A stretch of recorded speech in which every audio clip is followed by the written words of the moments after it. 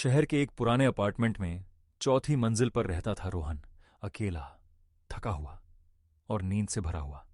उस रात भी सब सामान्य था जब तक घड़ी ने 2:17 AM नहीं दिखाया, और तभी उसका फोन बज उठा। आंखें आधी बंद रोहन ने फोन कान से लगाया। हेलो।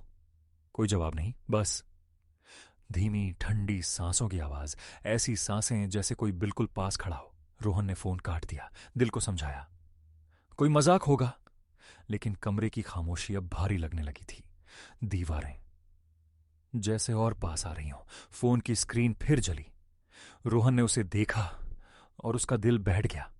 आंखें फैल गईं, सांस रुक सी गई। ये खेल अब मजाक नहीं लग रहा था। धीरे धीरे रोहन ने छत के कोने की ओर देखा। वहां अंधेरा कुछ ज्यादा गाढ़ा था, जैसे रोशनी उसे छूने से डर रही हो। रोहन पीछे हटा, एक हाथ में फोन, दूसरे में टॉर्च। दिल जोर जोर से धड़क रहा था, हर सांस खतरे की तरह लग रही थी। टॉर्च की रोशनी खाट के नीचे गई। रोहन की आंखें जम गईं, शरीर हिलना भूल गया। अंधेरा बहुत गहरा था। खाट के नीचे से एक साया हिला, एक काला बिना शक्ल का हाथ बाहर आया। रोहन की चीख गले में ही अटक गई। वह दरवाजे की ओर भागा। उम्मीद थी बच जाएगा, लेकिन डर उससे तेज था। कमरे में एक परछाई खड़ी थी, लंबी, खामोश और भूखी। यह अंत जैसा महसूस हो रहा था। रोहन दरवाजे के पास जम गया। हाथ हैंडल पर था, लेकिन शरीर नहीं चल रहा था। वह फंस चुका था। धीरे से उसने पीछे मुड़कर देखा और तभी समझ गया, वह अकेला नहीं है। वह साया अब बिल्कुल पास था। रोहन की सांसें कांप रही थीं। डर अब हकीकत बन चुका था। रोहन घुटनों पर गिर पड़ा। फोन हाथ से छूट गया। आंखों में अब कोई उम्मीद नहीं थी। साया झुका।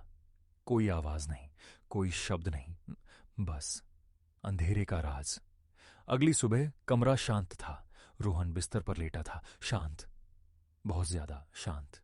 फर्श पर पड़ा फोन फिर से चमका। समय वही था, 2:17 सुबह, जैसे यह पल कभी खत्म ही ना होगा। कुछ दिनों बाद एक नया किराएदार आया। उसके लिए यह बस एक सस्ता फ्लैट था। वह भी बिस्तर पर लेटा, फोन हाथ में। उसे नहीं पता था यह कहानी पहले भी लिखी जा चुकी है। छत के कोने में वही साया फिर उभरा। चक्र फिर शुरू होने वाला था। रोहन की आंखें अचानक खुलीं। सांस तेज थी, दिल बेकाबू। यह सपना था या आखिरी मौका? फोन में दर्ज कॉल्स, सब 2:17 सुबह पर। रोहन समझ गया, ये डर कहीं फंसा हुआ है। शीशे में उसकी परछाई देर से हिली और तभी सच्चाई सामने आई। जिससे वह डर रहा था वह उसी का हिस्सा था। साया सामने खड़ा था, उसी का चेहरा, उसी की पीड़ा। रोहन ने भागा नहीं, उसने स्वीकार किया। सुबह की रोशनी में रोहन बाहर निकल आया।